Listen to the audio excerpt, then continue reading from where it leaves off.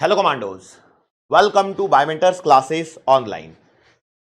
आप सभी लोग अपनी 10th की एग्जाम पास कर चुके हैं और क्लास 11th में अब आप लोग एंटर कर चुके हैं। आप लोगों ने अपनी जिंदगी का एक बहुत ही महत्वपूर्ण निर्णय लिया है और वो निर्णय ये है कि आप चाहते हैं भविष्य में डॉक्टर बनना। डॉक्टर बनने के लिए आपको सबसे महत्वपूर्ण जो एग्जाम है, महत्वपूर्ण क्या, only one and only exam जो है अभी, वो है NEET, national eligibility cum entrance test. अब इस एग्जाम के लिए हमें 11th-12th में आपको साइंस में आना पड़ेगा और साइंस में भी बायोलॉजी ये सब्जेक्ट रखना पड़ेगा। Biology, physics and chemistry, these are the major subjects जो इस नीट में काम आने वाले हैं, नीट की इस एग्जाम में काम आने वाले हैं। अब शुरुआत यदि मैं करता हूं, आपने डिसीजन ले लिया है और अब इस डिसीजन के पश्चात सबसे महत्वपूर्ण एक और जो डिसीजन होता है वो होता है क्लासेस का सिलेक्शन। कौन सी क्लासेस में जाके हमें अपने नीट का प्रिपरेशन करना है। You are the luckiest, you have chosen Biomentors classes online. Online की दुनिया में नंबर 1 प्लेटफॉर्म है जो सिर्फ और सिर्फ नीट पर फोकस करता है। बायोमेंटर्स की team, doctor Jitendra Singh, CEO and HOD of biology, वो आपको बायोलॉजी सब्जेक्ट के बारे में बताएंगे। मैं myself Amar Gaikwad, HOD physics department, doctor Sanjay Singh, HOD chemistry department. मैंने आपको अपनी टीम से इंट्रोडक्शन करवाया, वर्बली, ओरली। आपको टीम में कौन क्या है, कौन से सब्जेक्ट को डील करने वाले हैं, हमने आपको हेड ऑफ डिपार्टमेंट्स के बारे में बतलाया। अब आगे बढ़ते हैं और चूंकि मैं आपको मेरे बारे में बता चुका हूं तो अब हम बात करने वाले हैं यहां से आगे फिजिक्स के बारे में। अगेन एक बार फिर से मैं बता दूं, myself Amar Gaikwad, I am HOD of physics department in Biomentors classes online. मेरे साथ में और कौन कौन लोग हैं जो आपको फिजिक्स में हेल्प करने वाले हैं। मैं सबसे पहले I would like to welcome Javed sir. आइए जावेद सर। जावेद सर मेरे साथ में हैं। जावेद सर और मैं, हमारी एक टीम रहेगी जो आपको पढ़ाने का काम करेगी। ये बात आप पहले गांठ बांध लीजिए। मैंने आपको सिर्फ इतना बोला है अभी कि मैं और जावेद सर मिल करके हम आपको फिजिक्स पढ़ाएंगे और आपके फिजिक्स के डर को दूर भगाएंगे। क्या इसके अलावा और भी कोई टीम है जो आपको फिजिक्स में हेल्प करने वाली है? और भी बेटा टीम काफी बड़ी है। ऐसा नहीं है कि टीम हम दो ही लोग हैं आपके सामने, लेकिन हम वो दो लोग हैं जो आपको बार बार यहां पर दिखने वाले हैं। इसके साथ में एक और शिवम सर हैं जो अभी यहां पर अवेलेबल नहीं है, तो जिसके कारण मैं उन्हें नहीं बुला सकता हूं यहां पर। शिवम सर हैं, वो फैकल्टी इन फिजिक्स हैं जो आपको आपकी डीपीएस में, डीपीएस सर ये कौन सा वर्ड आ गया नया, रुको जरा बता रहे हैं, धैर्य रखो, एकदम कहां भागे जा रहे हो। शिवम सर है जो आपको डीपीएस और डाउट्स में आपको हेल्प करने वाले हैं। उसके अलावा हमारी और भी काफी बड़ी टीम है जो डीटीपी ऑपरेटर से लेकर के वीडियो एडिटिंग की टीम है। मैं अभी सबका नाम तो नहीं ले सकता because it is a orientation session, और ओरिएंटेशन सेशन में हम लोग अभी मेनली फिजिक्स के बारे में बात करने वाले हैं। अब शुरुआत ऐसे होती है कि जब नीट के एग्जाम की जब हम बात करते हैं तो नीट का एग्जाम है 720 नंबर का, जिसमें 180 सवाल होंगे। 180 सवालों के लिए 180 मिनट होंगे और 720 में से आपको 720 लाने के लिए कोशिश करनी है। लेकिन सर अभी तो हम क्लास 11th में हैं। बिल्कुल आप क्लास 11th में हैं, you have started early, it means there are chances to get the success more compare to others. चूंकि आप लोगों ने पहले स्टार्ट किया है, बहुत से बच्चे होते हैं जो 11th में स्टार्ट नहीं कर पाते हैं, तो उन्हें सफलता को पाने के लिए बहुत ज्यादा, दूसरों की तुलना में बहुत ज्यादा मेहनत करनी पड़ती है। लेकिन अब आपने 11th क्लास से ज्वाइन किया है तो इसका फायदा आपको होता है। क्या फायदा होता है कि आप 2 साल तक लगातार तैयारी करते हैं और 2 साल की तैयारी के बाद में आप एग्जाम देते हैं, तो यहां पर प्रोबेबिलिटी बढ़ती है, चांसेस बढ़ते हैं कि आपका सिलेक्शन फर्स्ट अटेम्प्ट में हो जाए। लेकिन क्या यह सिलेक्शन एक अटेम्प्ट में होना इतना आसान है? बिल्कुल नहीं। उसके लिए हमें क्या करना पड़ता है? मेहनत करनी पड़ती है। अब जावेद सर आपको अपने बारे में थोड़ा सा इंट्रोडक्शन देंगे। सर आप अपना थोड़ा इंट्रोडक्शन दीजिए sir. Hello sir. Hello hello sir. बच्चों, welcome to Biomentors classes online. Amar sir और मैं मिलकर आपको फिजिक्स कराने वाले हैं। जर्नी हमारी बहुत जल्दी स्टार्ट होने वाली है और 2 साल तक चलने वाली है। तो अगर इस जर्नी में आप एक कमांडो बन के हमारे सारे ऑर्डर्स को फॉलो करेंगे तो हम बिल्कुल डेड श्योर हैं कि आप एक अच्छे मार्क्स लाएंगे फिजिक्स में। बिल्कुल एक्सपीरियंस है और एनर्जी है, दोनों का आपको साथ मिलेगा। आपको सिर्फ और सिर्फ हम जो रास्ता बताएं उस पर चलना है। बहुत लंबी जर्नी होने वाली है, बहुत मज़ा आने वाला है। क्लियर है? Thank you sir. देखो, मैं आपको बता दूं, मेरे बारे में थोड़ा सा मैं आपको बता दूं। I have 12 years of teaching experience of physics and यदि मैं आपको जावेद सर के बारे में बताऊं तो जितनी मेरी आज उम्र है उतना जावेद सर का पढ़ाने का, फिजिक्स पढ़ाने का एक्सपीरियंस है। और ये जो टीम है इसमें यंग और एक्सपीरियंस दोनों का निचोड़ है। देखो, एक बात मैं आपको पहले ही दिन क्लियर करना चाहता हूं कि आप यहां पर पढ़ने आए हो। कोई आपने मूवी का टिकट नहीं खरीदा है कि जिसमें आके हम लोग डांस गाना करेंगे, फाइटिंग का सीन करेंगे और आपको कॉमेडी कर करके हंसाएंगे, बीच बीच में जोक्स मारेंगे और आपको कि आप देखेंगे कि हमने डोले शोले बनाए हैं, बाइसेप्स दिखा रहे हैं, ट्राइसेप्स दिखा रहे हैं और एप्स दिखा रहे हैं। तो ये सब नहीं होने वाला है। क्यों नहीं होने वाला है? आप क्या बनने वाले हो? आपने क्या डिसाइड किया है? आपने डिसाइड किया है टू बी अ डॉक्टर। आपने डॉक्टर बनना डिसाइड किया है ना, कि आपने एक मूवी की टिकट खरीद ली है कि जो 2 साल लगातार मूवी चलने वाली है जिसमें हम लोग आएंगे और एक्टिंग करेंगे और एक्टिंग कर करके आपको पढ़ाएंगे। क्या आप ये सोचते हैं?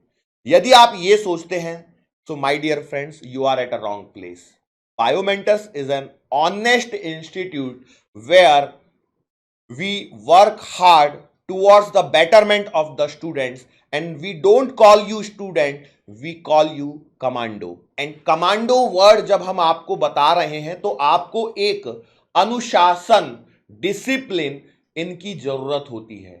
कभी आपने देखा है कि कोई भी कमांडो, आप जो भी मिलिट्री में कमांडो होता है, कभी आपने देखा है कि वो अस्त व्यस्त से घूम रहे हैं? कभी नहीं। क्या कभी आपने देखा है कि उनके बाल ऐसे बिखरे से पड़े हैं? कभी नहीं।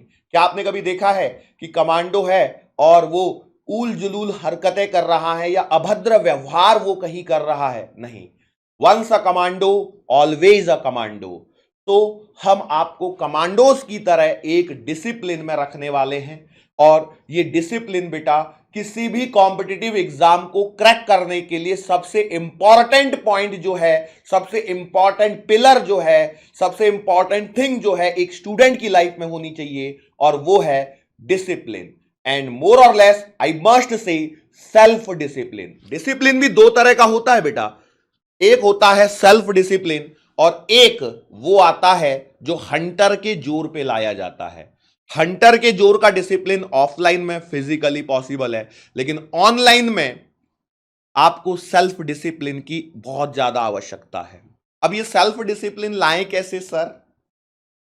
मेहनत करनी पड़ेगी, कुछ आपको नियम बनाने पड़ेंगे, कुछ रूल्स बनाने पड़ेंगे और उन्हें फॉलो करना पड़ेगा विदाउट एनी ब्रेक।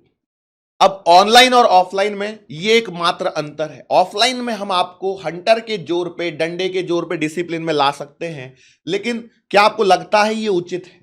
आप सोचिए, आप आज 18 साल से बड़े बच्चे हो गए, क्या ये अच्छा लगता है? बिल्कुल नहीं। हम ऑनलाइन में हैं तो फिर हमें सेल्फ डिसिप्लिन की आवश्यकता है और ये सेल्फ डिसिप्लिन आपको अपने अंदर से लाना पड़ेगा। कैसे लाएंगे? सिंपल तरीका है, कुछ नहीं। देखो, आप है ना, ईमानदारी से क्या कर सकते हैं कि अपना कुछ एक नोटबुक सॉर्ट ऑफ बनाइए, सस्ती सी, डेट लिखिए, उस पर टारगेट लिखिए। Even though you can get Biomentors diary जिसमें आपका पूरे साल का डेट वाइज सब कुछ रहता है टास्क करने के लिए। आप वहां से भी बायोमेंटर्स की डायरी के से मैनुअल से भी आप डिसिप्लिन तैयार कर सकते हैं, या फिर आप सिंपल अपनी एक नोटबुक खरीदिए, उस पर डे का टारगेट डिसाइड कर लीजिए। बहुत अच्छी बात। फिर आप ईमानदारी से अपने कोई भी जो आपके घर में मम्मी है, पापा है, बड़ा भाई है, बड़ी बहन है, कोई तो होगा ना घर में, चाचा चाची, बुआ मौसी, कोई तो कहीं तो होगा। बस उससे बोल दीजिए कि भाई ये मैंने ये रोज का डिसाइड किया है कि मैं ये टारगेट कंप्लीट करूंगा, यदि मैं टारगेट कंप्लीट नहीं कर पाता हूं तो आप जो सजा दोगे मैं वो भुगतने के लिए तैयार हूं। हो सकता है आपको इससे डिसिप्लिन आ जाए। नहीं है, एक और तरीका है। क्या? मान लेते हैं कि भैया आपने टारगेट डिसाइड किया और उसके बाद में यदि टारगेट कंप्लीट नहीं करते तो आपको एक सजा समझनी है। ये सजा का उद्देश्य आपको पीड़ा पहुंचाना कतई नहीं है बेटा। नो, हमारा ये उद्देश्य नहीं है कि आपने टारगेट कंप्लीट नहीं किया तो आपको पीड़ा पहुंचाई जाए। बराबर, हमें सेल्फ डिसिप्लिन में आने के लिए थोड़ा सा कष्ट करना पड़ेगा, ये है। तो आप ऐसा कर सकते हैं कि मान लो आपने टारगेट कंप्लीट नहीं किया तो आप नियम बना लीजिए, यदि मैंने टारगेट कंप्लीट नहीं किया तो मैं सुबह उठूंगा और 5 किलोमीटर 10 किलोमीटर मैं वॉक करते हुए जाऊंगा और वॉक करके सुबह मैं आऊंगा लौट के, टारगेट ना कंप्लीट होने की कंडीशन में। तो इससे दो फायदे हैं, सजा और मजा दोनों। कैसे? सजा आपने अपने आप को दे ही दी कि भैया मैं 5 किलोमीटर चल के आ गया या 10 किलोमीटर चल के आया, वॉक करके आया। और मजा क्या है? फायदा है, हेल्थ बेनिफिट्स हैं। देखो, दो चीजें एक साथ हो रही हैं। तो ये कुछ तरीके हैं जो मैं आपको यहां पर बतला रहा हूं, लेकिन ये तरीके तभी कारगर होंगे जब आप प्रतिबद्ध होंगे। प्रतिबद्ध मींस, प्रतिबद्ध का क्या मीनिंग है? आपको क्या लगता है? डेडिकेटेड होंगे। बराबर है ना? ये बात समझ में आ रही है पक्की? ओके, तो नाउ सर, अभी हम लोग, मुझे लगता है कि मैंने इनको सफिशिएंट गाइडेंस कर दी है रिगार्डिंग कि हाउ वी शुड फॉलो। अब हम मेनली सब्जेक्ट के बारे में सर हम बात करते हैं। तो सब्जेक्ट के बारे में यदि मैं बात करूं तो सर आप बताइए कि उनको पहले सब्जेक्ट स्टार्ट करते समय क्या ध्यान रखना चाहिए। मतलब जैसे अभी हम 11th में स्टार्ट करेंगे सब्जेक्ट, पहला चैप्टर आएगा फिजिकल वर्ल्ड आएगा, जो कि एक तरह से मान लीजिए यहां से ओरिएंटेशन सेशन से फिजिकल वर्ड आपका स्टार्ट हो गया। फिजिकल वर्ड क्या है भाई? हम आजू बाजू में जो देखते हैं वही फिजिक्स है, उसी से रिलेटेड चीजें हैं। तो सर आप बच्चों को क्या गाइड करना चाहेंगे, क्या सजेशन देना चाहेंगे कि उन्हें फिजिक्स में किन किन बातों का ध्यान रखना है, स्पेशली इन फिजिक्स? दो चीज़ों की मैं सलाह देना चाहूँगा बेटा। एक तो सबसे पहली सलाह ये है कि बायो का स्टूडेंट फिजिक्स से डरता है, ये डर निकालिए। डर निकालने के लिए दोनों हैं हम लोग, सर हैं, मैं हूँ, तो डर फिजिक्स का निकालिए। और दूसरी चीज़ ये है बेटा, जो मैं 99% बच्चों में देखता हूँ कि 1 साल बीतने के बाद, 1.5 साल बीतने के बाद हर बच्चे का एक कॉमन डायलॉग होता है कि सर 12th तो बहुत अच्छे से हो गई, 11th ज़ीरो है। मानते हैं सर?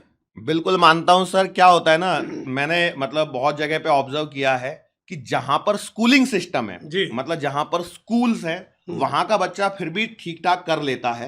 लेकिन जहां पे बहुत सारे साउथ में जूनियर कॉलेजेस का कॉन्सेप्ट है, जी सर। तो वहां पर बच्चे को मैंने वहां पे काफी ऑब्जर्व किया है कि बच्चे, उनको फील होती है कि मैं कॉलेज में पहुंच गया अभी। जी जी। तो कॉलेज में पहुंचने के बाद में उसके दिमाग में आता है कि अब मैं कॉलेज में पहुंच गया, अब तो मुझे कोई कुछ बोलेगा ही नहीं। जी बिल्कुल। तो इसके कारण क्या होता है, 10th के बाद में 11th में और दूसरा पॉइंट और कि 10th से जब 11th स्टार्ट हो रही होती है उस समय उनको गैप बहुत ज्यादा मिलता है। बिल्कुल। तो वो पढ़ाई की हैबिट छूटती है, पहली बात तो। जी। और दूसरी बात, वो मस्ती करने वाली जो एज है, अभी जो कहते हैं एडोलेंस एज जो है बच्चों की, तो उसमें मस्ती करने का एक नेचर रहता है बच्चों का। और इसके कारण होता क्या है कि पढ़ाई से कॉन्टेक्ट छूटता है, पढ़ाई अच्छी नहीं लगती, नए नए दोस्त बनते हैं, सब कुछ नया नया, जी। किताबें नई नई, सब कुछ नया। सब और उस कुछ नए के चक्कर में क्या होता है कि शुरुआत हम भूल जाते हैं, बिल्कुल करते ही नहीं है, मतलब मेहनत करना छोड़ देते तो हैं। ये बेटा 99% बच्चों के साथ यही दिक्कत है। हो सकता है साल भर बाद आप सीरियस हो जाओ और 12th आपकी बहुत अच्छी जाए, लेकिन 11 ज़ीरो कर लेते हैं बेटा बच्चे, ये सोच के कि लोकल एग्ज़ाम में टीचर पास कर देंगे। तो ऐसा नहीं है। 10th और 11th में ज़मीन आसमान का फ़र्क है। मैं तो सर ये भी कह सकता हूँ कि ग्रेजुएशन लेवल तक सबसे टफ क्लास 11th है। एग्री करेंगे सर? सर देखो, मैंने जो ऑब्जर्व किया है अभी तक अपने एजुकेशन सिस्टम में जी। कि जब आप क्लास 5th से क्लास 6 में आते हो तो एक ट्रांजिशन फेज होता है जिसमें आपका सिलेबस 30% के आसपास बढ़ जाता है। जी। फिर 6, 7, 8 थोड़ा थोड़ा बढ़ते हुए आगे चलता है। जी। फिर 8th से 9th में जो ट्रांजिशन होता है उसमें लगभग सर मुझे लगता है कि लगभग 2 गुना हो जाता है। बिल्कुल बिल्कुल लगभग 2 गुना। 9th क्लास भी टफ लगी होगी आपको 10th के रिस्पेक्ट में। हाँ, 9 10th हो गया, 8th के बाद में 9th में ये ट्रांजिशन होता है। उसके बाद 10th के बाद में जब 11 का ट्रांजिशन होता है, मुझे लगता है कि यहां पर भी वही होता है, क्योंकि देखो 10th क्लास में इन्होंने साइंस की एक बुक पढ़ी है सर, जिसमें बायो, फिजिक्स, केमिस्ट्री सब कुछ था। एयर और वाटर और इस तरह के टॉपिक पढ़े बेटा, और बिल्कुल आसान। हाँ, अब 10th के बाद में 11 में आते सब कुछ डबल क्या, फिजिक्स की पूरी बुक बन गई भैया, अनलिमिटेड है सर। हाँ, अनलिमिटेड चीजें हैं बेटा, तो जिसे ये हमें ट्रांजिशन पढ़ना है। बिल्कुल बिल्कुल बिल्कुल। तो ये ट्रांजिशन के कारण होता है क्योंकि सिलेबस लगभग 2 गुना हो जाता है। लगभग दुगना हो जाता है बेटा, इस बात को ध्यान रखें, ये चीज ध्यान रखिए। बिल्कुल हम ABCD से चालू करेंगे, ये नहीं कह रहे हैं कि बहुत हुआ है हाँ। और अभी से आपको डराने की कोशिश कर रहे हैं। बिल्कुल ABCD से चालू करेंगे। शर्त यह है कि आपको हमारे हर ऑर्डर्स मानना है और कोई पेंडिंग वर्क नहीं रखना है। पहले दिन से आपको एक कमांडो की तरह बिहेव करना है, तो आप देखेंगे कब आपका सिलेबस कंप्लीट हो गया आपको पता ही नहीं चलेगा। वैसे भी सर 23-24 में काफ़ी सिलेबस डिडक्ट हुआ है बेटा, काफ़ी कम हुई चीज़ें, तो बहुत आसानी से, बहुत ज़्यादा आसानी से, थोड़ी सी मेहनत से ही हम बहुत अच्छा फिजिक्स कर सकते हैं। लेकिन शर्त यही है कि पहले दिन से हमें जुटना पड़ेगा। देखो एक बात समझो, क्या होता है ना, मान के चलो आपको एक रेस दौड़नी है, ठीक है, थोड़ी देर के लिए उदाहरण है, एक रेस दौड़नी है और उस रेस में इनिशियल टाइम जो है वो फिक्स नहीं है, सबने शुरू कर देना है, उन्होंने इंस्ट्रक्शन ही नहीं दिया कि भैया तुम शुरू कर लो, टारगेट दे रखा है, भैया टारगेट वहां जाके तुम्हें पहुंचना है। अब मान लो यदि तुम्हें जैसे ही ये पता लग जाए कि भैया ये रेस होने वाली है और फाइनल वहां तक पहुंचना है और तुमने पहले स्टार्ट कर दिया, तुम आधे रास्ते तक पहुंच गए, बाकी लोग पीछे ही हैं अभी, तो संभावना क्या है, आपकी जीतने की संभावना बढ़ेगी कि नहीं बढ़ेगी? बिल्कुल बढ़ेगी। क्यों? क्योंकि आप ऑलरेडी आगे निकल चुके हो। लेकिन वही सोचो कि आप इनिशियल लाइन पे देखो, 10th आपने एग्जाम कर ली, 10th की एग्जाम दे दी, उस दिन के बाद से डिसाइड हो गया है कि आपको एक रेस में उतरना है, ये तो डिसाइड हो चुका है भाई। यदि आप आज इस सेशन को सुन रहे हो मतलब आपने डिसाइड कर लिया कि हमें डॉक्टर बनना है, हमें नीट की एग्जाम देनी है, और यदि ये डिसाइड कर चुके हो तो ये सब ने उसी दिन डिसाइड कर लिया जिस दिन उन्होंने 10th का एग्जाम दे चुके हैं और 10th का रिजल्ट आ चुका है, उस दिन डिसाइड हो गया, हम ये मानते हैं। अब यदि ये डिसाइड हुआ है तो उसके बाद में आपके पास दो ऑप्शन है, या तो आप धीरे धीरे टारगेट की तरफ बढ़ना स्टार्ट कर दो, या फिर उस इनिशियल लाइन पे बैठे रहो, आराम से हवा खाते रहो, खाओ हवा आराम से, ठंडी ठंडी हवा, अच्छा लगेगा आपको। लेकिन एक बात समझो, क्या होता है ना, जो उम्र मेहनत करने की होती है उसमें यदि आप मेहनत करते हो तो बाद में आराम करने को मिलता है। लेकिन मेहनत करने की उम्र में जो व्यक्ति या जो इंसान आराम करता है तो उसे आराम करने की उम्र में बहुत ज्यादा मेहनत करनी पड़ती है। ये जिंदगी का भी उदाहरण है। देखो आज हम लोग हैं, हम यंग एज में हैं, जावेद सर मुझसे सीनियर हैं। अब सोचो यदि मैं इस उम्र में आराम करने लग जाऊं तो बाद में जाके मुझे और हार्डवर्क करना पड़ेगा, यस और नो? तो ये जिंदगी का फलसफा है, ये आपके बहुत काम आने वाला है। तो आप इस रेस को स्टार्ट कर दीजिए, स्टार्ट वॉकिंग स्लोली स्लोली, भले ही धीरे धीरे चलिए लेकिन स्टार्ट कर दीजिए, रुकिए मत। वो खरगोश की तरह नहीं कि खरगोश कैसे पेड़ के नीचे जाके सो गया था, कछुआ बेचारा, कछुआ रेस जीत गया। सोचो कछुआ रेस जीत गया, खरगोश हार गया, क्यों? वही आलस। और आलस सबसे बड़ा शत्रु है एक विद्यार्थी का। विद्यार्थी का सबसे बड़ा शत्रु यदि कोई है तो वो है आलस्य, और ये आपको डुबो के ही मानता है, बराबर।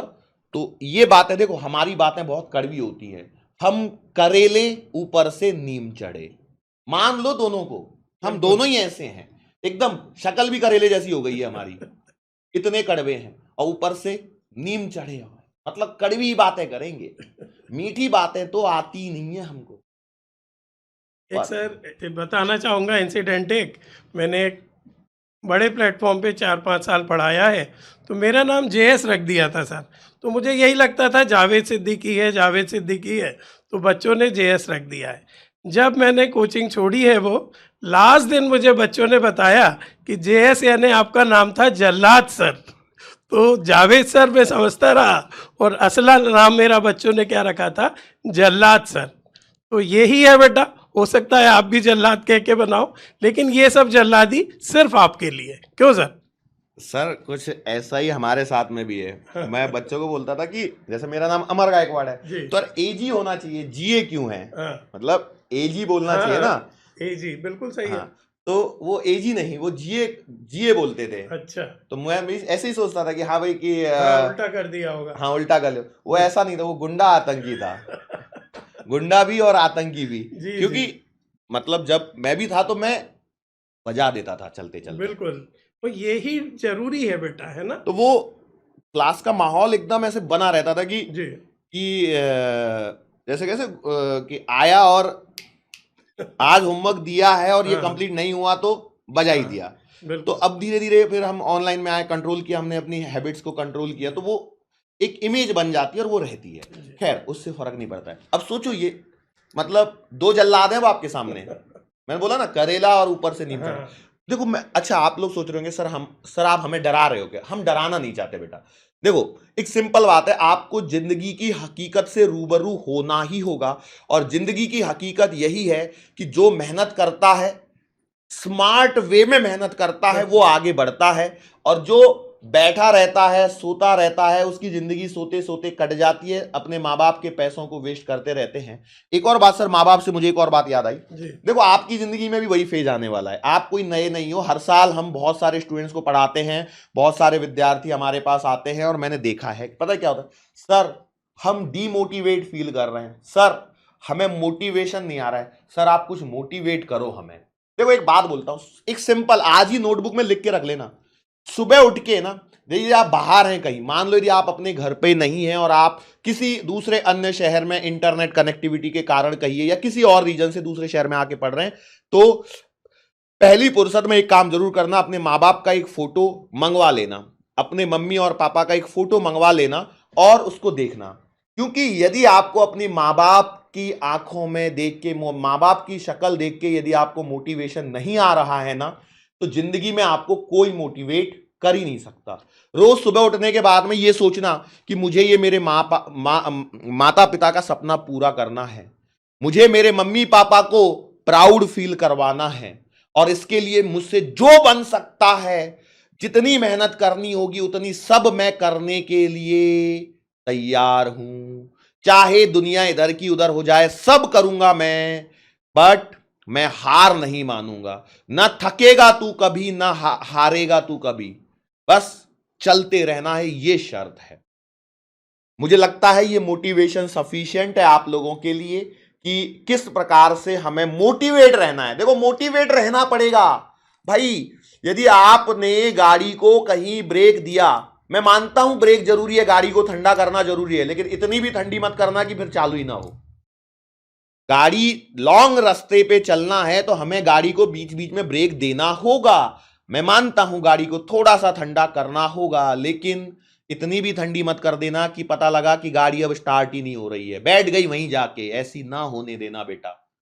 रिक्वेस्ट है ये मेरी, अब आपसे रिक्वेस्ट ही कर सकता हूं, और क्या, जोर जबरदस्ती तो कर नहीं सकता यहां से, तो रिक्वेस्ट कर रहा हूं, प्लीज मानना इस बात को। अच्छा ओके, ये वाली बात है सर। अब मैं आपको सबसे पहले मैं आपको चैप्टर्स का इंट्रोडक्शन देना चाहूंगा। क्लास 11 फिजिक्स में जो सबसे पहला चैप्टर आता है वो आता है फिजिकल वर्ल्ड, ठीक है। हम उसमें जनरल बातें होती हैं जो आपको शुरुआत में जो 4-5 लेक्चर इस फर्स्ट वीक में मिलेंगे, वो जनरल बातों के लिए रहेंगे। उसके बाद में जो आपका चैप्टर आता है मेन चैप्टर, मेन फिजिक्स वहीं से शुरू होती है, और वो है यूनिट्स एंड मेजरमेंट। उसके बाद में एनसीईआरटी कहती है motion in a straight line, motion in a plane, laws of motion, work energy and power, system of particles and rotational motion, gravitation, mechanical properties of solids, mechanical properties of fluids, thermal properties of matter, thermodynamics, kinetic theory, oscillations and waves. These are the chapters of class 11th physics जो हमें यहां पर पढ़ने हैं। अब दूसरा सवाल जो उठता है वो उठता है कि भैया हम किस प्रकार से सीक्वेंस को शुरू करेंगे।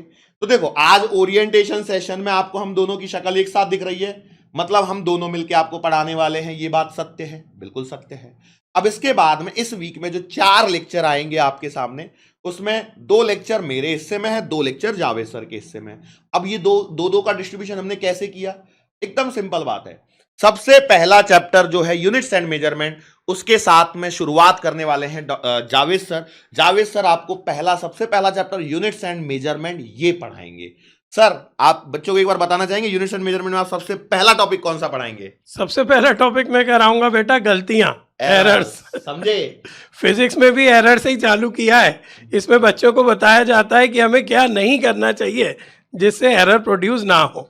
ठीक है, एक बात और सुनो कि क्या करना है वो तो इंपॉर्टेंट है ही है, हाँ, लेकिन क्या नहीं करना है वो भी समझो, वो ज्यादा जरूरी है। हाँ, क्या नहीं करना है ये पता रहेगा तो आप ट्रैक से भटकोगे नहीं। हाँ, तो फर्स्ट चैप्टर ही एरर है बेटा, फिर डायमेंशंस लेंगे, फिर सर के टॉपिक आएंगे। थोड़ी सी समस्या ये है बेटा कि शुरुआती टॉपिक बहुत टफ है, बहुत ज़्यादा टफ है ना, जिसे हम लोगों ने बिल्कुल धीमे धीमे धीमे धीमे कराया है। स्टिल आपको थोड़ी दिक्कत आने वाली है, तो ये मत सोचिएगा कि कहाँ आके फंस गए। उसके बाद फिजिक्स थोड़ी नीचे ढलान पे जाएगी। शुरुआती टॉपिक अगर आपने समझ लिए तो पूरी फिजिक्स आपको आसान लगने वाली है ना सर? देखो मैं बताऊं एक बात सिंपल, यूनिट्स एंड मेजरमेंट पहला चैप्टर आएगा, लगेगा आपको पता नहीं है कहां फंस गए आके। हाँ। फिर थोड़ा सा आगे बढ़ेंगे, फिर एनसीईआरटी तो कहती है motion in a straight line, लेकिन बायोमेंटर्स में जो चैप्टर पढ़ाया जाएगा वो होगा आपको स्केलर्स एंड वेक्टर्स। फिर आपको फील होगा कि अभी तो समझ में आना स्टार्ट हुआ था, तब तक चैप्टर खत्म हो गया। यही हकीकत है शुरुआत में। फिर स्केलर्स एंड वेक्टर्स में जब तक समझ में आना स्टार्ट होगा तब तक वो चैप्टर फिर से खत्म हो चुका होगा। हकीकत यही है। फिर आप थोड़ा आगे बढ़ेंगे, motion in a straight line आएगा, फिर से शुरुआत में लगेगा अरे क्या अजीब अजीब सी बातें चल रही हैं, फिर समझ में आना स्टार्ट हो चुका होगा। क्यों? क्योंकि वो आपको काइनेमेटिकल इक्वेशन जो क्लास 9 में पढ़ी थी वो आ जाएंगी, तो आपको लगेगा अरे हाँ ये तो आ गया। फिर तब तक चैप्टर खत्म। फिर मोशन इन प्लेन। तो देखो शुरुआत में आपका जो है डिफिकल्टी लेवल धीरे धीरे धीरे धीरे करके बढ़ता हुआ जाएगा। कहां तक? System of particles and rotational motion इस चैप्टर तक। This is the toughest chapter considered. एक बात में सुन लो, this is system of particles and rotational motion. ये चैप्टर कंसीडर किया जाता है कि सबसे टफेस्ट चैप्टर है। और उसके बाद में पता क्या होता है, दिस इज द पीक। और कभी भी देखना किसी भी घटना का जब पीक आता है तो उसके बाद में ढलान चालू होती है। वहां से फिर फिजिक्स ऐसे उतरेगी नीचे नीचे नीचे नीचे नीचे की, एकदम ऐसा लगेगा अरे सब मक्खन मक्खन मक्खन मक्खन चल रहा है। बिल्कुल। एंड लास्ट में जब आप आओगे हीट थर्मोडायनेमिक्स वगैरह करने लग जाओगे, उसके बाद फिर से एक पीक चढ़ेगा। जो क्या होता है ना, देखो आप एक सिंपल बात बताऊं, जैसे मान लो आपने किसी बॉल को ऊपर फेंका तो क्या होगा? बॉल ऊपर जाएगी ऊपर जाएगी ऊपर जाएगी, मतलब डिफिकल्टी लेवल बढ़ रही है बढ़ रही है बढ़ रही है। फिर एक पीक आ जाएगा, वो पीक आ गया system of particles and rotational motion में। फिर वहां से क्या होगा? बॉल नीचे आएगी। बॉल नीचे जब आएगी तो क्या होगा? जमीन पे टप्पा खाएगी, और टप्पा खाने के बाद फिर क्या होगा? फिर से एक बाउंस उछलता है। फिर से एक बाउंस आती है कि नहीं आती है? कि चिपक जाती है, थोड़ा सा बाउंस आएगा। वो बाउंस फिर लास्ट में आपको ऑसिलेशन और वेव्स में देखने को मिलेगा। ठीक है, तो ये मैंने आपको बताया। सर डरा रहे हो यार आप लोग, ऐसी बातें कर रहे हो, डरा दिया आपने। वही तो हम कह रहे हैं, देखो डरो मत। क्या है ना, ये पहले से बताने से क्या होता है कि आपके दिमाग में रहेगा कि यदि चैप्टर थोड़ा डिफिकल्ट चल रहा है और मुझे ऐसा फील होता है, मान लो कि आपको 10 सवाल दिए गए और 10 में से 8 बन रहे हैं आपसे, तो ये मानना कि सब कुछ सही चल रहा है, सब चंगासी। 10 में से 8 बन रहे हैं मतलब सब चंगासी, 10 में से 7 बन रहे हैं सब चंगासी। क्यों क्यों ऐसा बोल रहा हूं? ताकि आपको पता रहे भैया कि पहले से कि हाँ भाई सर ने पहले ही क्लियर कर दिया, 7-8 सवाल बन रहे हैं मतलब सब चंगासी है, डरने की जरूरत नहीं है। नहीं तो फिर आपका फिर वही आप डिमोटिवेशन वाले फेज में चले जाते हो। तो इसलिए मैं पहले हम क्यों बता रहे हैं आपको, डराना हमारा उद्देश्य नहीं है, ये आपको कॉन्फिडेंस देना उद्देश्य है। देखो सोचने का पर्सपेक्टिव बदलो, बस सोचने का पर्सपेक्टिव बदलो। क्यों ऐसा? क्योंकि देखो कहां से आप देख रहे हो इस बात पर सारी चीजें निर्भर करती है। मान लो आप पूर्व की तरफ मुंह करके खड़े हो तो आपको सन सुबह में दिखाई दे रहा होगा, लेकिन उसी समय यदि कोई व्यक्ति पश्चिम की तरफ मुंह करके खड़ा होगा तो वो बोलेगा सूर्य है ही नहीं। है, हो सकता है कि नहीं होता है?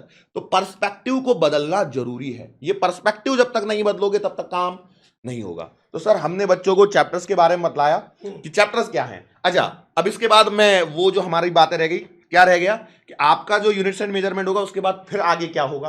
तो आगे मैं आऊंगा आपके सामने, स्केलर्स एंड वेक्टर्स पढ़ाऊंगा, motion in a straight line पढ़ाऊंगा, मोशन इन अ प्लेन पढ़ाऊंगा, लॉज ऑफ मोशन पढ़ाऊंगा, और उसके बाद में मैं आपसे विदा लूंगा। उसके बाद में सर के चैप्टर चालू होंगे। मैं ये कहने वाला हूँ बेटा, ऑल्टरनेट ऑर्डर में मैं या सर आते रहेंगे और एज ए टीम वर्क काम कराएंगे आपको।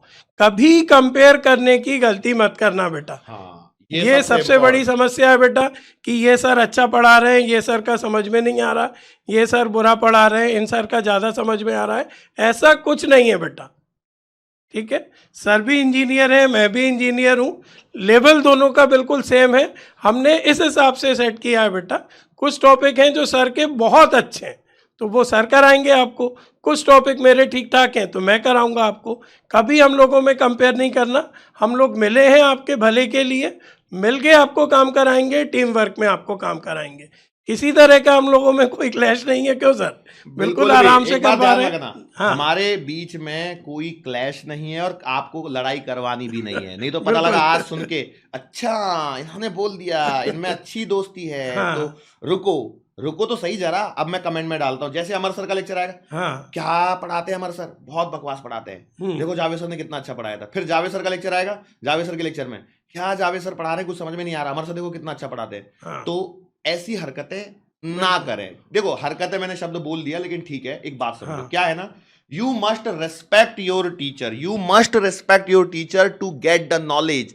देखो क्या होता है ना, ज्ञान की प्राप्ति तभी होती है जब हम निस्वार्थ भाव से हम आपको ज्ञान दें, और आप उसी निस्वार्थ भाव से बिना किसी भेदभाव के, बिना मन में कोई पहले से कोई एक प्रिडिक्शन बनाते हुए, या क्या बोलते हैं, एक शब्द होता है इसके लिए, पहले से सोच के रखना, पहले से उसको बना के रखना, एक वर्ड होता है, पहले से कोई आप हमारे बारे में कोई पहले एक से धारणा बना ले। धारणा, अवधारणा पहले से बना के हाँ। नहीं रखनी है, ठीक है, तो आपको सब कुछ अच्छे से समझ में आएगा। लेकिन यदि आप कोई पहले से ही सोच के आओगे कि नहीं, हाँ कि भैया अमर सर तो अच्छा नहीं पढ़ाते, जावेद सर तो अच्छा नहीं पढ़ाते, या तो फिर अमर कुछ सर नहीं बहुत किया अच्छा जा पढ़ाते, सकता है। जावेद सर बहुत अच्छा पढ़ाते, ये तुलना, कंपैरिजन जरूरी नहीं है, और बिल्कुल भी नहीं करना है किसी भी फैकल्टी। देखो दुनिया में हर टीचर, क्यों है, कोई भी टीचर बना है तो वो स्वेच्छा से ही बना है, बिल्कुल मोस्टली संभावना यही है, कुछ इक्का दुक्का को आप छोड़ दीजिए, लेकिन बाकी जो टीचर बनते हैं वो कहीं ना कहीं अपने सेल्फ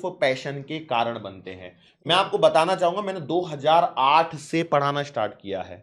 मैं ये क्यों बता रहा हूं आपको, 2008 में मैं क्या करता था, 2008 में मैं मुंबई में इंजीनियरिंग कॉलेज में एडमिशन लिया था, मैं तब से पढ़ा रहा हूं। तो अब आप सोचिए, यदि 2008 से जब मैंने इंजीनियरिंग कॉलेज के मेरे फर्स्ट ईयर में ही पढ़ाना स्टार्ट किया, तो इट इज लाइक पैशन, ये मेरे लिए पैशन है पढ़ाना। बिल्कुल। तो पैशन है यदि, तो इसमें ये हो सकता है कि कोई स्टूडेंट थोड़ा कमजोर, तो कोई थोड़ा स्ट्रांग होता है, किसी के कॉन्सेप्ट पहले से ही क्लियर होते हैं, तो वो थोड़ा बहुत समझने में इधर उधर लेफ्ट राइट दाएं बाएं होते रहता है, तो उससे कोई डरना नहीं है। सोचो यदि कोई टॉपिक आपको कभी कम समझ में आए तो उस लेक्चर को एक बार दोबारा देखना जरूर, क्योंकि देखो यदि आप जिंदगी में शिकायतें करते रहोगे तो हमेशा जिंदगी पूरी निकल जाएगी शिकायतें करते करते, और कुछ भी आपको हाथ नहीं लगेगा। तो यदि कुछ हाथ में लाना चाहते हो तो भैया सिंपल सी बात है, मेहनत करनी है बिना शिकायत किए। अच्छा सर, और बहुत बहुत बहुत इंपॉर्टेंट क्वेश्चन अभी मेरा रह गया है, और वो है सर, आप बच्चों को क्या सलाह दोगे बुक्स के बारे में, कौन सी बुक्स, क्योंकि देखो कैसे पढ़ना है उस पर हम बाद में चर्चा करेंगे, लेकिन पहले एक थोड़ा सा बुक्स का आइडिया। देखो कुछ बच्चे चाहते हैं कि वो बुक्स रखें खरीद के, क्योंकि मैं सिंपल बात बताऊं, बायोमेंटस का मटेरियल द बेस्ट मटेरियल है। बायोमेंटस का मटेरियल इतना बेस्ट है कि सो कॉल्ड बड़ी बड़ी कोचिंग्स, बड़े बड़े इंस्टीट्यूट अपने हमारे बायोमेंटस के मटेरियल को डिस्ट्रीब्यूट करवाते हैं अलग अलग लोगों के जरिए, टेलीग्राम पर, और अलग अलग दुनिया की बहुत सारी जगह पर बायोमेंटस का मटेरियल मिल जाएगा आपको। तो बायोमेंटस का मटेरियल, देखो सोचो यदि बायोमेंटस का मटेरियल बेस्ट नहीं होता तो वो क्यों डिस्ट्रीब्यूट हो रहा होता, बेस्ट है इसीलिए डिस्ट्रीब्यूट हो रहा है। देखो चोरी भी उसी चीज की करी जाती है जो अच्छी होती है, बिल्कुल। लो लंगड़ कबाड़ कभी चोरी होता है, सोने की चोरी करने के बारे में ज्यादा सोचा जाता है, इसलिए सोने पर सेफ्टी ज्यादा करी जाती है, लेकिन फिर भी चोर चुरा सकता है। लेकिन कबाड़ा जो है वो ऐसे खुले में पड़ा रहता है। सोने के जेवर आप अपने घर में अलमारी के अंदर सेव करके रखते हो, लेकिन तब भी मन में एक डर लगा रहता है कि चोरी ना हो जाए, और फिर भी जब नसीब खराब हो, किस्मत खराब हो तो हो ही जाती है। लेकिन जो लो लंगड़ कबाड़, टूटी बाल्टी वगैरह वो सब बाहर ऐसी पड़ा रहता खुले में, उस पर सुरक्षा करते हो क्या, नहीं करते। तो ऐसा ही है, तो चोरी उसी चीज की करी जाती है जिसकी कोई वैल्यू हो। तो बायोमेंटस का मटेरियल आपको मिलेगा बहुत जगह, तो वो अच्छा है इसलिए वो चोरी हो रहा है, इसलिए उसकी पायरेसी हो रही है, ठीक है। हम पायरेसी को बिल्कुल सपोर्ट नहीं करते हैं, क्योंकि कहीं ना कहीं टीचर्स की मेहनत होती है, मेरी इतने सालों की उसमें मेहनत लगी हुई है, तो ठीक है।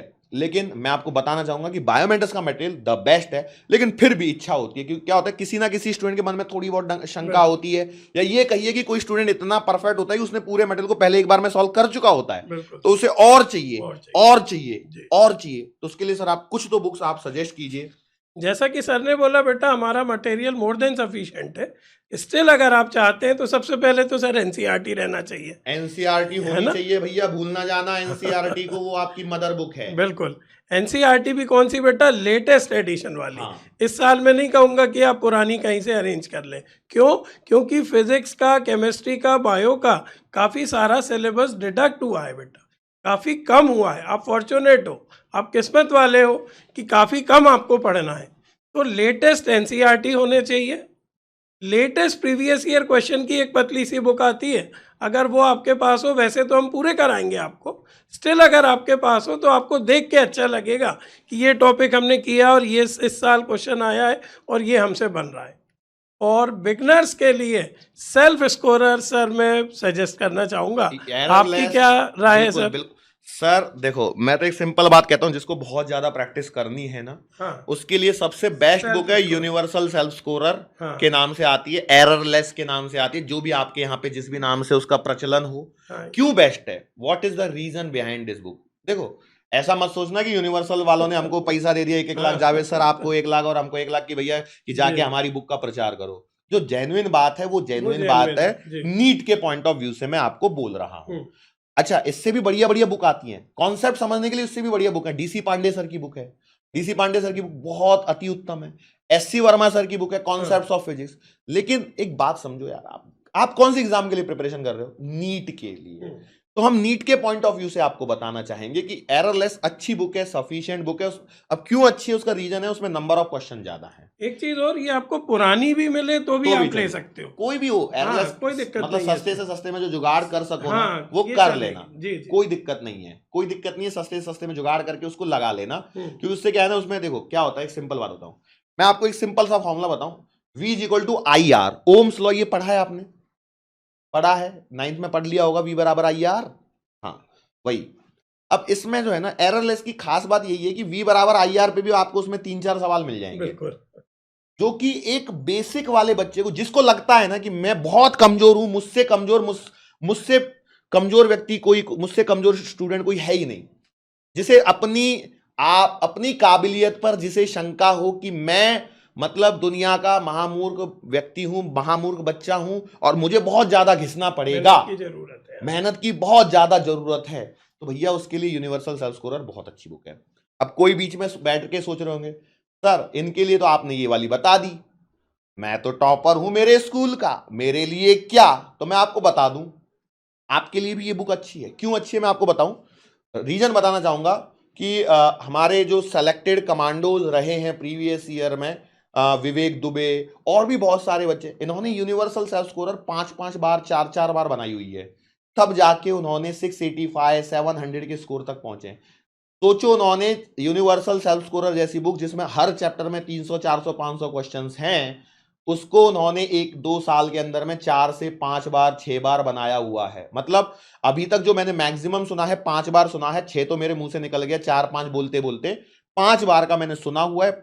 स्टूडेंट ने खुद ने आके बताया कि सर मैंने यूनिवर्सल सेल्फ स्कोरर आपके कहने पर 5 बार बनाई है। विवेक दुबे, नाम लेके बता रहा हूं मैं, बायोमेंट्रिक्स का प्रीवियस ईयर का सेलेक्टेड कमांडो है वो, उसने 5 बार लगाई हुई है।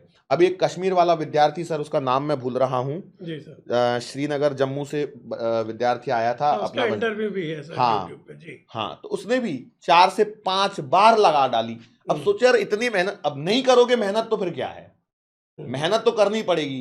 क्योंकि देखो एक सिंपल सी बात है, यदि आप सोचते हो ना कि मेरे पास में थोड़ा कम है, मुझे और प्रैक्टिस, तो एक सिंपल बात है, करत करत अभ्यास ते जड़मती होत सुजान, रसरी आवत जात ते सिल पर परत निशान। भैया अभ्यास करना ही होगा। सोचो, मैंने ये बात कही है ना, ये कहावत जो है वो बहुत इंपॉर्टेंट है, बहुत जरूरी है। तो ये चीजें बहुत इंपॉर्टेंट रोल प्ले करती हैं। अब ये तो हो गई मेन बातें। अब देखो, एररलेस जो बुक है यूनिवर्सल सेल्फ स्कोरर जो है, वो लगभग नेशनल लेवल पे चलने वाली बुक है। लेकिन आप यदि चाहो तो इसके अलावा अपने स्टेट लेवल पे जो भी बुक्स मिलती हैं आप उसको भी रेफर कर सकते हो। लेकिन एक बात ध्यान रखना, एक ही बुक के साथ में जाना, कोई भी ले लो फिर वो। जैसे मैं आपको बताना चाहूंगा, जैसे बीच में मेरे को महाराष्ट्र का एक बच्चे का कॉल आया था, औरंगाबाद की जालना से कहीं से कॉल आया था। तो वो बता, सर मेरे पास में मार्वल की बुक है, क्या मैं ऐसे लगा लूं कि सेल्फ स्कोरर ही लगाना चाहिए? कोई दिक्कत नहीं है, मार्वल की है। एक मुंबई के बच्चे का कॉल आया, मुंबई वाला बच्चा, सर कि यहाँ पे तो टारगेट चलती है, तो क्या मैं टारगेट लगा लूं? बिल्कुल लगा लो, कोई दिक्कत नहीं है। अब एक यूपी से एक बच्चे का फोन आया था, उसने क्या बताया था कि प्रबोध या कुछ तो ऐसा नाम बताया। अब जो भी होगा, मुझे अब एग्जैक्टली मैं भी भूल रहा हूँ, क्योंकि देखो इंडिया लेवल पे बहुत सारी बुक्स चलती हैं, तो कौन अच्छी कौन बुरी कोई दिक्कत नहीं है। हमसे यदि आप पूछना चाहोगे तो हमारा सजेशन तो सेल्फ स्कोरर को लेकर रहेगा, क्योंकि देखो हर स्टेट में जाके हम सारी बुक्स थोड़ी देख सकते हैं। अब मार्वल थोड़ी मैंने देखी है, या टारगेट की जो बुक्स हैं, चलो अमेजोन पे मिल जाती हैं, वो इसलिए थोड़ा सा विजिबिलिटी है उनकी थोड़ी बहुत, लेकिन क्या हर बुक हमें देख पाना पॉसिबल है? नहीं। तो मैं आपको बोलना चाहूंगा जो भी आपके यहाँ चलती है उसे आप बिल्कुल लीजिए, लेकिन प्रीवियस ईयर क्वेश्चन की एक बुक को जरूर लगाना है। अभी आप 11th में हो तो अभी आप थोड़ा पुरानी वाली से काम चला लीजिए, क्योंकि अगली नहीं तो आप नई खरीद लीजिए जो भी हो। अब सर प्रीवियस ईयर में कौन सी लें सर? हम MTG लें, अरिहंत लें, दिशा लें, जो आपको अच्छी लगे वो जाके ले लेना। हम कोई नाम नहीं बताएंगे, क्यों? क्योंकि फिर से वही वाली बात आ जाएगी, कोई नहीं दे रहा हमको पैसा इस बुक का नाम बताने का। जब बताने का देंगे तब भी हम लेंगे नहीं, क्योंकि हमें न्यूट्रल रहना जरूरी है। देखो एक बात समझो, यदि हम लोग न्यूट्रल रह के आपको नहीं बता पाएंगे तो हम आपसे कैसे उम्मीद करेंगे कि आप न्यूट्रल रहोगे? सिंपल बात है भाई। देखो जिंदगी के कुछ फलसफे हैं ऐसे। आप डॉक्टर क्यों बनना चाहते हो? जिंदगी में सफलता पाने के लिए। और आज की तारीख में डॉक्टर से ज्यादा सक्सेसफुल कौन है? कोई नहीं। जो सम्मान है ना, देखो जिंदगी में पैसा हर कोई कमा लेता है, हर कोई कमा लेता है। जो छोटे मोटे ठेकेदार होते हैं ना वो भी बहुत पैसा कमाते हैं, लेकिन क्या उनको वो सम्मान मिलता है? नहीं। बट एक डॉक्टर आते ही डॉक्टर साहब आ गए। एक बात बताऊं, देखो सिंपल सिंपल सिंपल सिंपल है। आपने मेडिकल के लिए पढ़ना चालू कर दिया ना, अभी से आपके कुछ नाना नानी तो नहीं चिढ़ाते हैं, बट मौसी, बुआ, चाचा, जो थोड़े दूर के रिश्तेदार टाइप के हैं, वो आपको, और डॉक्टर साहब कैसी चल रही है पढ़ाई, ऐसे लगेगा कि कड़वा सा घूंट पीना पड़ गया। ऐसा लगेगा कि किसी ने कान में गरम गरम तेल उंडेल दिया हो। चुपचाप सहन कर लेना, चुपचाप। जवाब कब देना है? जवाब अपने रिजल्ट से देना है। जवाब अपने रिजल्ट से देना है, ऐसे नहीं क्या मौसा जी यार मजाक कर रहे हो आप, तो मतलब आपने एक्सेप्ट कर लिया। आपने ये बोल दिया कि क्या मजाक कर रहे हो, तो आपने एक्सेप्ट कर लिया, आपने मान लिया कि आप नहीं बनने वाले डॉक्टर। उन्हें देखो जो जो बोल रहे हैं ना, नाम लिख के रख लो। ये कानपुर वाले मौसा जी, ये दिल्ली वाले फूफा जी, ये पटना वाले चाचा जी, सबके नाम लिख के रख लो। और जिस दिन सिलेक्शन हो जाए ना, उस दिन सबको फोन करके और मिठाई का डब्बे की फोटो खींच के भेज देना, हो गया सिलेक्शन, आ जाओ लेने करके। ये होता है बदला। बोल बोल के क्या बदला होता है? बोल के कुछ बदला नहीं होता। देखो एक समझो, जो गरजते हैं वो बरसते नहीं, और जो बरसते हैं वो गरजते नहीं। जो कुत्ता भौंकता है वो काटता नहीं, और जो काटता है वो भौंकता नहीं। मैंने अनुभव भी किया है, अनुभव से ही बता रहा हूं भाई। इसलिए शांति के समय में एकदम शांति से चलते रहो। दिमाग में रखो, भूलना नहीं है उस व्यक्ति को जिसने आपको चिढ़ाया है, याद नाम रखना है। हिसाब सबका करना है, किसी को बख्शना नहीं है। हिसाब तो सबका करना है, बख्शना किसी को नहीं है। बस वक्त तो आने दो, सबका हिसाब करेंगे, है कि नहीं? क्या कहते हो जावेद सर? बिल्कुल, हर चीज़ का जवाब जबान से जीवा से नहीं दिया जाता, कुछ चीज़ करके दिखाई जाती हैं। तो बिल्कुल आप करेंगे, बिल्कुल पहले दिन से मेहनत करेंगे और इंशाल्लाह हमारा रिजल्ट बहुत अच्छा रहेगा। इसी शुभकामना के साथ सर एक दो पॉइंट और भूल गए अच्छा। हम लोग। सर भूल गए। चलिए। देखो हाँ, मैं आपको बताता हूँ। अब देखो बिल्कुल। हमें पढ़ना कैसे सर, वो वाला पॉइंट रह गया। देखो अच्छा। कुछ चीजें मैं आपको बता दूं सिंपल। देखो आपको सुबह आपके सुटेबल टाइम के हिसाब से आपको एक लेक्चर मिलेगा, बिल्कुल उस लेक्चर को आपको देखना है। सर क्या मैं नोट्स बनाऊं? बिल्कुल बनाइए, बिल्कुल बनाइए, पर मैं आपको कहूंगा मर्जी आपकी है। पर फिर भी यदि मुझसे जेन्युइन पूछोगे, देखो दो चीजें होती है। एक तो होता है कि दिल से आवाज क्या निकले। दिल से आवाज निकलती है, वो कहती है कि बनाना चाहिए। बाकी आप प्रिंट आउट निकाल लो, या पूरा यदि आप प्राइम प्लस पैकेज में है तो पूरा बुकलेट आपको, जो डे नोट्स हैं वो आपको प्रिंटेड फॉर्म में मिल ही जाएगा। वो सब चीजें अपनी जगह है, लेकिन क्या मुझे करना चाहिए, तो मैं बोलूंगा जेन्युइनली मेरी सलाह यही है कि आप नोटबुक बनाइए और उसको सॉल्व कीजिए। फिर उसके बाद सर क्या होगा, सुन लो। अब उसके बाद आपको उनको एक बार पढ़ना है। किसको पढ़ना है? हमें नहीं पढ़ना है, डे नोट्स को पढ़ना है। फिर क्या करना है? फिर आपको एक DPS नाम की चीज आएगी, that is called a daily practice sheet. उसमें क्या होगा? उसमें 10 सवाल होंगे, 15 सवाल होंगे, 20 सवाल होंगे, जो भी सवाल होंगे उन सवालों को आपको सॉल्व करना है। सर कितने सवाल होने पर मैं मानूं कि मैं सही चल रहा हूं? मैं बोल रहा हूं 7-8 सवाल। देखो फिजिक्स में यदि आप कर रहे हो 10 में से, तो आप बिल्कुल परफेक्ट ट्रैक पे चल रहे हो। 7 का टारगेट है, 7 से कम है तो आपको एक आत्म विश्लेषण की आवश्यकता है, लेकिन 7 यदि बन रहे हैं तो आप परफेक्ट ट्रैक पे चल रहे हो। सर आप ये क्यों नहीं कह रहे कि 10 में से 10? शुरुआत ऐसे ही होती है, शुरुआत ऐसे ही की जाती है, एकदम से सब कुछ नहीं होता है, समझे। फिर उसके बाद में हम क्या बोलेंगे, डीपीएस सॉल्व करने के बाद देखो ये दिन का शुरुआत कर ली। अब इसके बाद सुनो, एक अलग से नोटबुक बनानी जिसमें वेरी शॉर्ट नोट्स करके, वेरी शॉर्ट नोट्स करके, इसमें क्या करना है, सारांश उतारना है, समरी। जो लेक्चर नंबर 1 है ना, वो आपने समझो 3 पन्ने के बनाए, 4 पन्ने के बनाए, 5 पन्ने के बनाए, जो भी बन गया, उसकी समरी 4 लाइन, 5 लाइन, आधा पन्ना, 1 पन्ना, उससे ज्यादा नहीं। 1 पन्ने से ज्यादा जा रहे हो मतलब वो समरी है ही नहीं, फिर तो तुमने पूरी कथा जैसे पहली थी वही उतार दी। तो ये खुद का होना चाहिए। और ये जो वेरी शॉर्ट नोट्स बना रहे हो उसको डे 1 से रिवाइज करना है। अब देखो डे 1 आपका खत्म हो गया, अब मान लो 10 में से 7 सवाल आपने कर लिए, 3 नहीं बने, 3 का क्या करें, रुको जरा बता रहा हूं।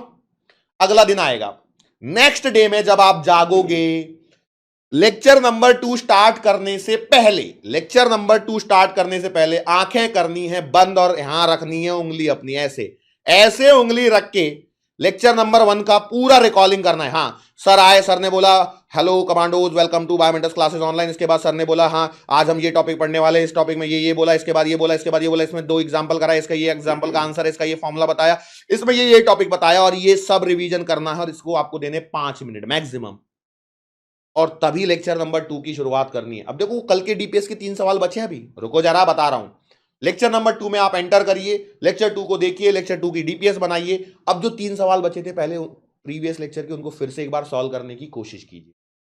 अब देखो होगा उसमें से 3 में से एक आधा बन जाए, एक आधा ना बने, फिर से बढ़ जाए, कोई बात नहीं। Day 2 complete. अब डे 2 में भी यही हुआ आपके साथ, कुछ बनाया कुछ छूटा, कोई बात नहीं। मैं डे 3 पे पहुंच रहा हूं। डे 3 आया आपका, डे 3 में फिर से वही कहानी। लेक्चर 3 स्टार्ट करने से पहले ऐसे आंखों पे, ऐसे दिमाग पे, यहां पे ऐसे उंगली से ऐसे करो, इसको जगाओ, इसको नहीं घिस जाएगा, ये जंग लग जाएगी इसमें, ठीक है, इसको जगाओ। हाँ सर ने लेक्चर नंबर 1 में ये स्टार्ट किया, इसमें पहला टॉपिक ये था, लेक्चर फिर topic number 2, topic number 3, topic number 4 and so on. फिर लेक्चर नंबर 2 पे आया, सर ने ये कराया, ये कराया, ये कराया, यहां पे ये खत्म हुआ, दैट्स इट। तो इस प्रकार से आपको चलना है।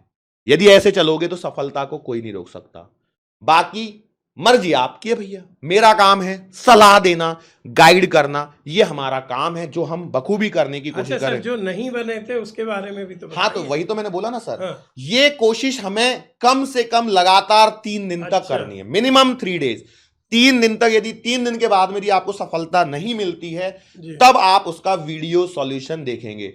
तब तक कसम है तुम्हें नीट की जो तुमने उसका वीडियो सॉल्यूशन देख लिया। क्या सर हर क्वेश्चन का सॉल्यूशन मिल जाएगा बच्चों को? हर डीपीएस के क्वेश्चन का सॉल्यूशन उसके नीचे लगा मिलेगा, बिल्कुल लगा मिलेगा। हाँ परंतु लेकिन किंतु हाँ। परंतु सॉल्यूशन तुरंत नहीं देखना है, बिल्कुल मिनिमम 3 दिन ट्राई करना है, और 3 अलग अलग दिन ट्राई करना है। बिल्कुल मिनिमम बोल रहा हूं मैं, 3 दिन के बाद ही देखना है, तब तक नहीं देखना है।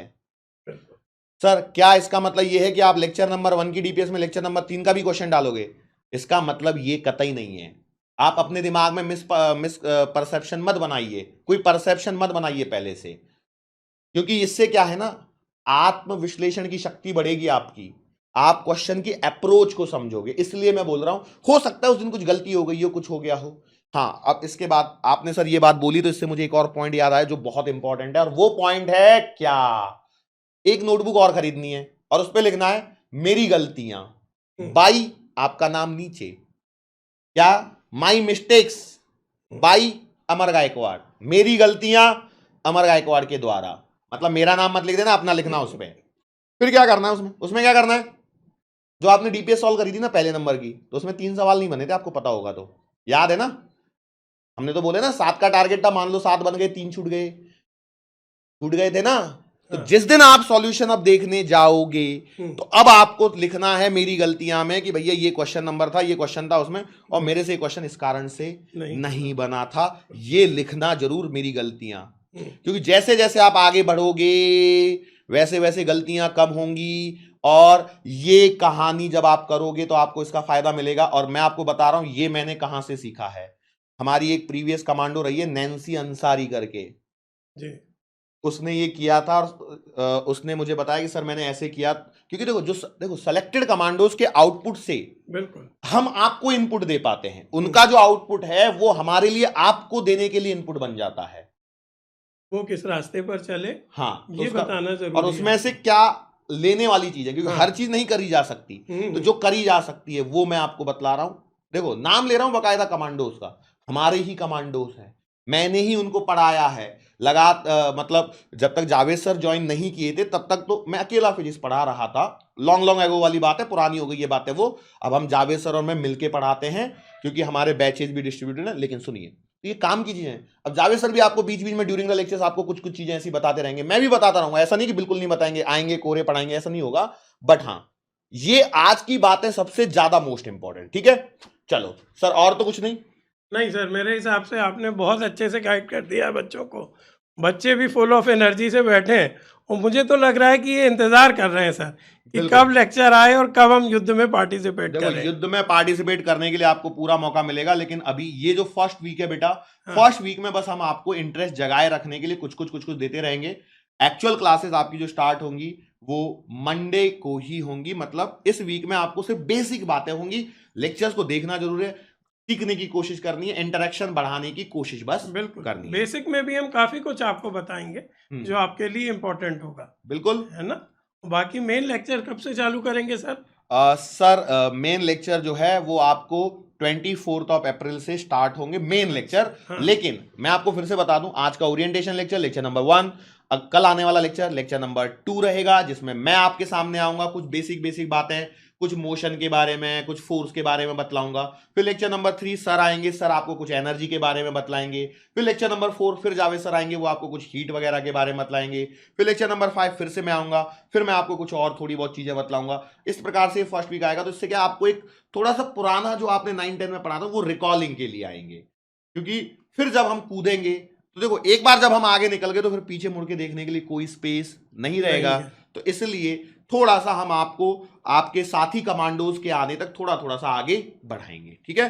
और सर एनीथिंग एल्स जो हम आपको लगता है कि हम कुछ भूले तो नहीं? नहीं सर, मुझे लगता है काफ़ी सिस्टमेटिक वे में आपने नए बच्चों की सारी क्वेरीज दूर की हैं। बच्चे भी एंजॉय करेंगे। 2-3 दिन जब हम बातें करेंगे तो हमसे क्लोज होंगे, और फिर जब लेक्चर स्टार्ट होगा तो याद रखना, एक है जल्लाद और दूसरे क्या है सर? गुंडा आतंकी। हाँ। इंतजार हो रहेगा आपका, आइएगा जरूर। शो की शुरुआत होगी तो हम दोनों आपके सामने प्रेजेंट रहेंगे। और आज हम सूट बूट टाई में आए तो हमें ऐसा मत समझना कि एकदम शरीफ है। फिर हम आएंगे तब हम आपसे बात करेंगे मुद्दे पर। बिल्कुल, मुद्दा ज़रूरी है बेटा। तो बिल्कुल जर्नी के लिए तैयार रहिए, हम भी तैयार हैं बिल्कुल। ठीक है, बहुत जल्दी हम जर्नी स्टार्ट करते हैं अपनी। एक बात समझ लो, सिंपल सी बात है, जर्नी स्टार्ट करने जा रहे हैं हम। तो मैं आपको एक बार फिर से कहना चाहूंगा, टिकट खरीद के बैठ जा सीट पे, निकल न जाए कहीं बायोमेंटर्स एक्सप्रेस, बायोमेंटर्स एक्सप्रेस। तो wish you all the wish you all the best.